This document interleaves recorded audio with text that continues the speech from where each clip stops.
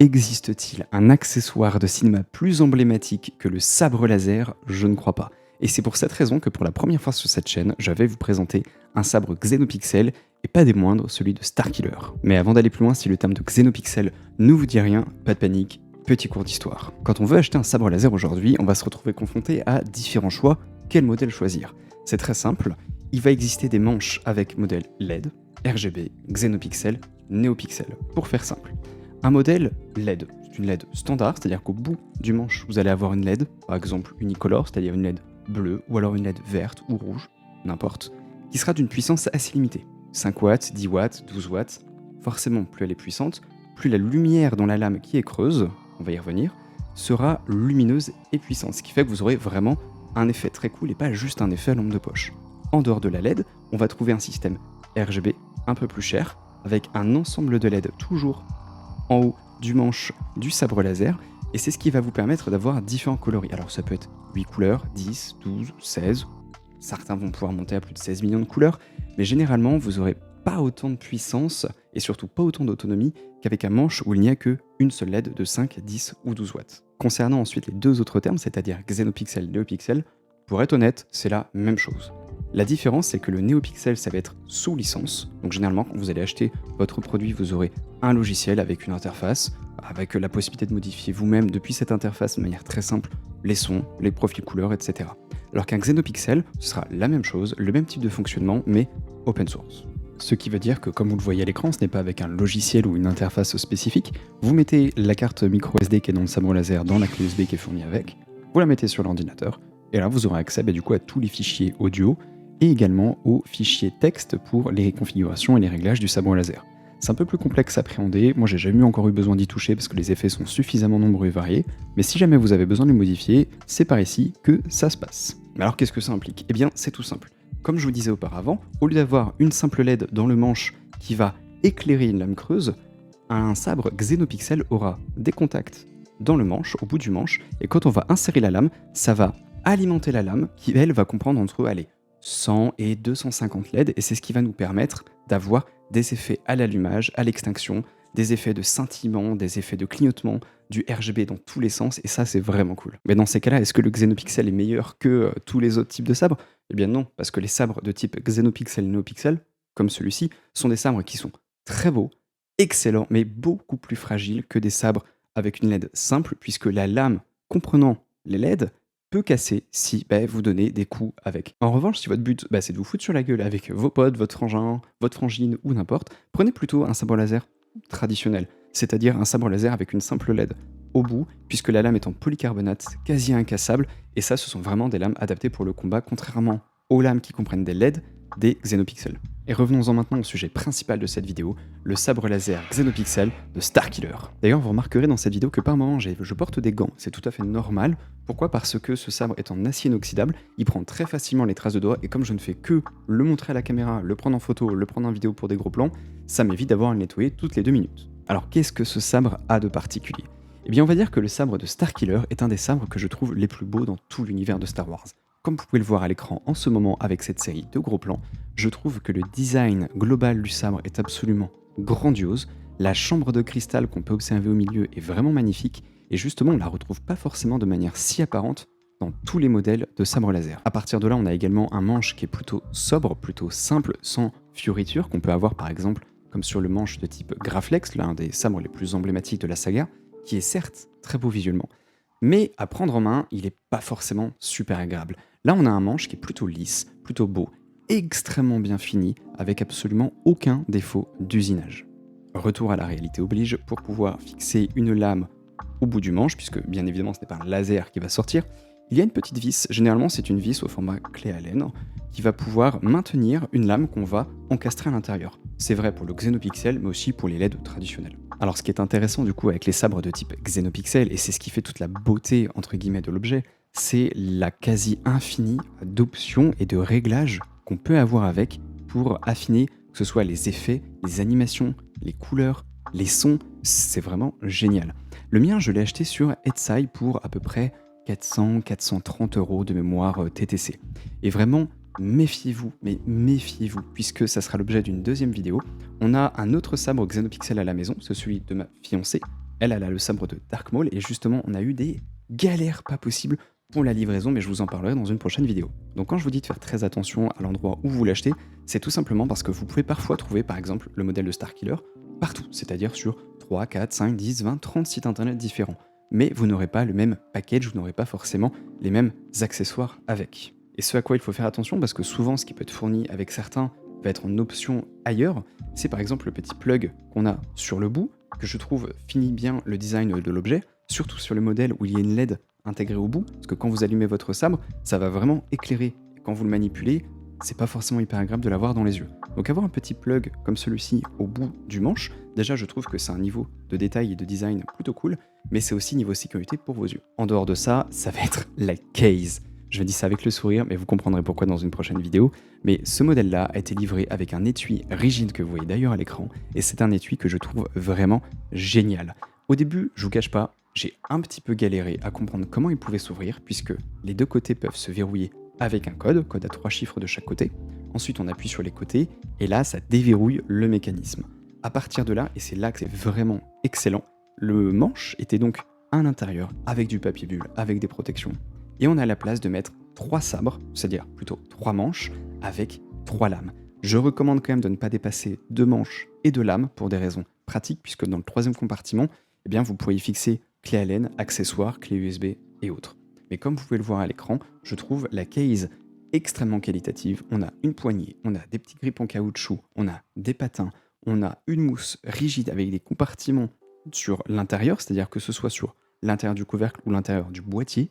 Et vraiment, je trouve ce produit extrêmement qualitatif, sachant que des fois, cette case, elle peut être en option à 30, 50, 80, voire 120 € pour la même chose, alors que moi, elle était fournie avec. C'est pour ça que je vous recommande de poser la question au vendeur, puisque si vous avez 2 sabres identiques, l'un vendu chez le vendeur A, l'autre vendu chez le vendeur B, simplement le vendeur A n'inclut pas d'accessoires, alors que le vendeur B, pour 30 €, 40 € de plus, va inclure une mallette de transport, va inclure un plug, va inclure tel ou tel accessoire.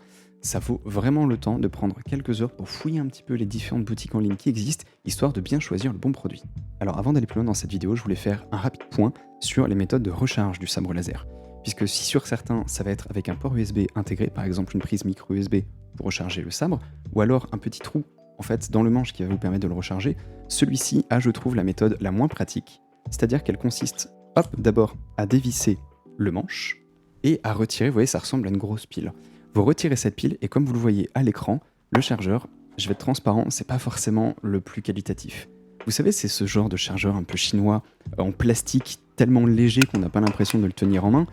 Par chance, c'est du micro USB, donc c'est très facile à trouver pour la recharge, mais vous branchez sur une prise USB, ici c'est l'adaptateur secteur d'un iPad, tout simplement, et la recharge est un petit peu lente. Le problème, c'est que quand vous faites ça, vous avez donc retiré la source d'alimentation du manche.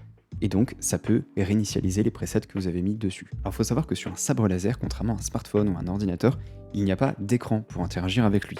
Ce qui fait que sur le modèle de Starkiller que j'ai dans la main, il n'y a par exemple qu'un seul bouton. Je dis bien sur ce modèle-là, puisque ça peut varier selon les modèles de sabre laser.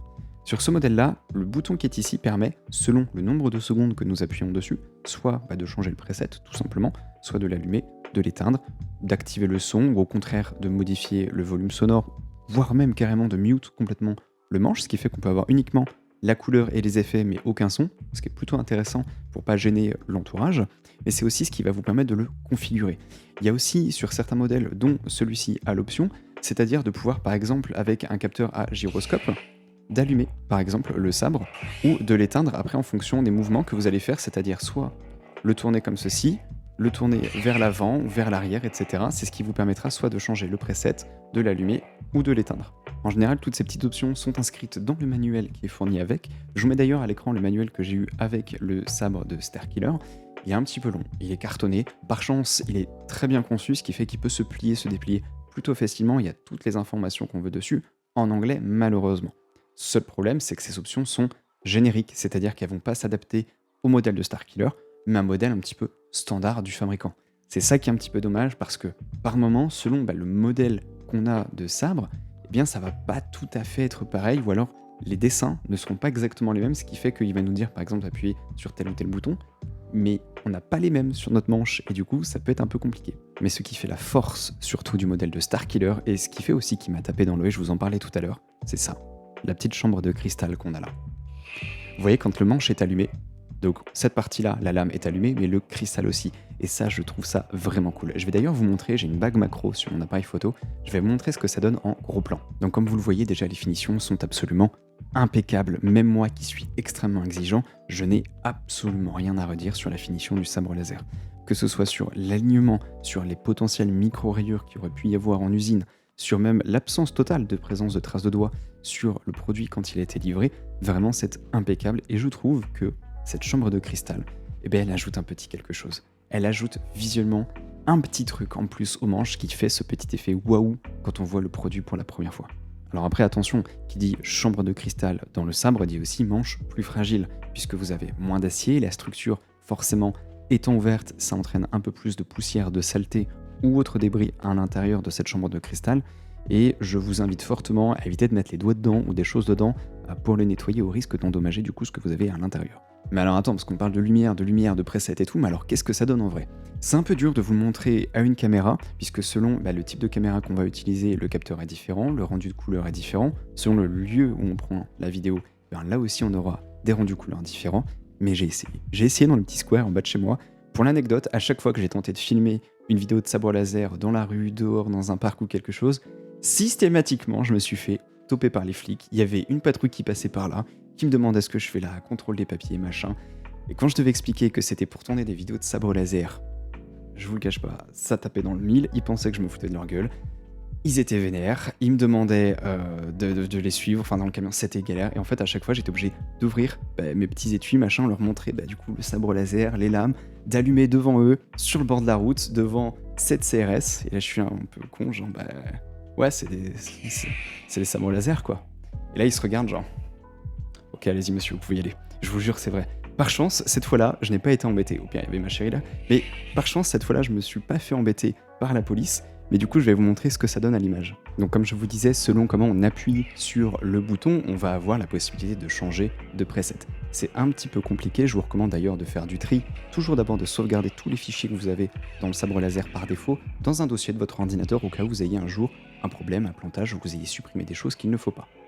Vu qu'il y a énormément, je crois presque une trentaine de presets sur mon sabre, quand vous êtes au preset numéro 2 et que vous voulez aller jusqu'au preset numéro 28, c'est une plaie, c'est long, c'est compliqué. Puisqu'à chaque fois vous passez un à un tous les modèles et c'est chiant. Ce que je peux vous recommander, vous les testez tous une fois, deux fois, trois fois et vous notez le numéro de ceux qui vous ont intéressé ou non et vous enlevez tous les autres. Mais ce qui est intéressant, c'est qu'on a des modèles qui sont vraiment très variés. Il y en a un, par exemple, je vous jure c'est vrai, avec Sailor Moon. Alors moi je m'en tape, mais le fait d'avoir la voix, parce qu'au début de chaque preset, vous avez une petite voix ou une petite musique qui vous donne le nom du preset. Et là on entend une voix de jeune fille qui crie « Je suis Sailor Moon » avec un petit bruit d'étoiles, de baguettes, etc. Bon, moi ça me parle pas parce que j'ai pas trop regardé Sailor Moon, mais pour les fans, ça peut faire kiffer. Vous avez la même chose avec différents types de presets, que ce soit pour Dark Maul, Luke Skywalker, Obi-Wan, et ça c'est vraiment cool. Parmi les presets, il y en a un que j'aime beaucoup, il donne un petit côté un peu épéiste, c'est-à-dire que ça donne vraiment cet aspect de dégainage, c'est-à-dire vous dégainez en fait une lame en acier d'un fourreau, ça fait vraiment le bruit d'une lame qui va fendre l'air, ça donne un petit côté d'ailleurs de... Ah, j'ai perdu son nom, attendez, je vais le retrouver. Jean-Pierre Polnareff, dans Jojo, avec son stand. Enfin, je sais pas moi, ça me rappelait ça en fait, ça me donne cette référence-là. J'aime beaucoup. Après, on aime pas, c'est un choix, mais c'est vrai qu'il y a quand même une grande variété de presets là-dedans, et je trouve ça plutôt cool.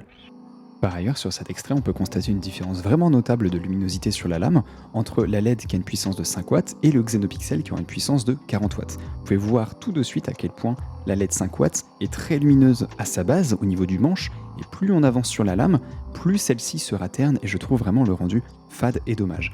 D'ailleurs, sur un autre exemple, regardez, à gauche, on a un Xenopixel qui s'allume, à droite, on a une LED standard, on n'a même pas l'impression que la LED est allumée. Pourtant, les deux sont allumés, regardez. Là, on a un aperçu de la luminosité, et le Xenopixel éclaire beaucoup plus. Et là, on est de nuit, donc imaginez de jour, pour une convention ou des cosplays, ou des photos même en extérieur, eh bien vous ne verrez quasiment rien avec une LED standard et c'est dommage. En revanche, faites attention aux frais de douane, ça sera l'avant-dernier point de cette vidéo. Faites attention aux frais de douane, puisque selon là où vous allez commander, c'est rarement en France d'ailleurs, eh bien vous allez avoir une importation qui va être faite, et à partir de là, ça va être la surprise. Mes sabres de chez Saberforge par exemple, c'est hors Union Européenne, donc ça y va. C'est à peu près, je crois, il y a la taxe USPS, il y a la TVA, enfin bref. Je crois que quand j'ai commandé un sabre à 500 et quelques euros, je me suis mangé à peu près 210-220 euros de frais de douane, je crois, quelque chose comme ça. Et vous êtes obligé de les payer, c'est-à-dire que moi c'est FedEx qui m'a livré, j'étais obligé de me rendre dans les locaux de FedEx, donc j'habite dans la région nantaise, donc leurs locaux sont à côté de l'aéroport de Nantes, donc j'étais obligé d'aller là-bas physiquement, ils prennent pas les cartes, c'est uniquement par chèque, c'était une plaie, et quand on vous demande plus de 200 balles, ça fait chier parce que si vous les payez pas, ils le gardent en fait, ils le gardent, ils le renvoient. Donc bah, si vous voulez votre produit, vous êtes obligé de payer. Par chance pour celui-ci, il venait directement, quand je l'ai acheté sur Etsy, de Shenzhen, je crois, enfin du sud de la Chine, ou de je ne sais plus quelle région, mais il venait d'Asie. Et à partir de là, il a été directement livré en France, et par chance, je n'ai eu ni frais de taxe de douane, ni d'importation. En revanche, ça n'a pas été la même chose avec le sabre laser de ma chérie, mais on en parlera dans une autre vidéo. Mais alors, est-ce que je suis content de ce sabre laser-là? Eh bien, oui. Alors, il faut savoir qu'on a mis le prix, ma chérie et moi, dans un sabre Xenopixel chacun, puisqu'on a prévu d'aller à la Star Wars Celebration qui aura lieu l'année prochaine à Londres. C'est la première fois depuis 7 ans qu'elle aura lieu en Europe, donc on en profite. On se fait un cosplay chacun pour l'occasion, puisqu'on va y rester toute une semaine dans la ville de Londres. Je crois que l'événement dure 3-4 jours. On a déjà nos places, etc. Enfin, franchement, c'est la première fois qu'on va partir en vacances. On va se faire plaisir. Mais du coup, on voulait avoir un très très beau sabre laser pour le séjour là-bas. Et on va s'amuser. Aucun regret, ni poil ni pour moi, d'avoir mis autant d'argent dans un Xenopixel, puisque quand vous l'avez en main, déjà il est lourd. Il est lourd, il est propre, il est qualitatif, il n'y a aucun défaut de finition. Tout est... Et même moi, comme je vous le disais, qui suis chiant, qui suis pointilleux, qui suis exigeant, je vois rien. Là, je l'ai encore une fois, je l'ai sous les yeux, il est absolument nickel. Donc vraiment, si jamais vous avez besoin d'un objet, ou vous avez surtout envie, plus une envie qu'un besoin, mais si vous cherchez un sabre de collection, un sabre à exposer en vitrine, ou si vous êtes vraiment un immense fan de la franchise Star Wars, prenez-vous un Xenopixel, vous allez avoir des étoiles dans les yeux à chaque fois que vous allez l'allumer. Sur ce, je pense qu'on a fait le tour. Il y a un espace commentaire si vous avez des questions. Sinon, il y a également mon Discord que je vous invite d'ailleurs plutôt à consulter pour me poser vos questions de sabre laser. Il y a un chat dédié entièrement à ça d'ailleurs. Pourquoi? Parce que j'ai pas forcément toujours les notifications des commentaires YouTube, et surtout si vous mettez des liens, je vais pas les voir. Par exemple, si vous mettez le lien d'une boutique, je vais pas le voir. Et surtout, si moi je vous réponds avec un lien, vous n'allez pas le voir. Pourquoi? Parce que YouTube va considérer ça comme un spam et va le bloquer. Donc si vous avez des questions ou des avis à avoir ou des liens à partager, passez sur mon Discord, c'est gratuit et il y a une bonne ambiance. Sur ce, abonnez-vous, mettez un petit pouce bleu et je vous dis à bientôt. Allez, salut!